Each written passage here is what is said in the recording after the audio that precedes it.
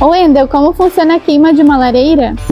Hoje eu vou te explicar como funcionam as combustões de uma lareira, primeira, dupla e tripla. Na combustão primária, o oxigênio do ambiente alimenta o fogo, queimando a lenha de maneira direta, gerando calor e fumaça. A dupla combustão, a grosso modo, é a queima da fumaça gerada pela lenha.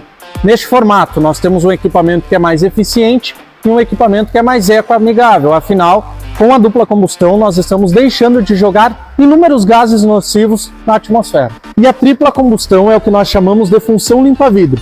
Basicamente, é uma oxigenação que acontece na frente do vidro da lareira, impedindo que ele suje com facilidade. Já sabe, né? Segue a Termocasa.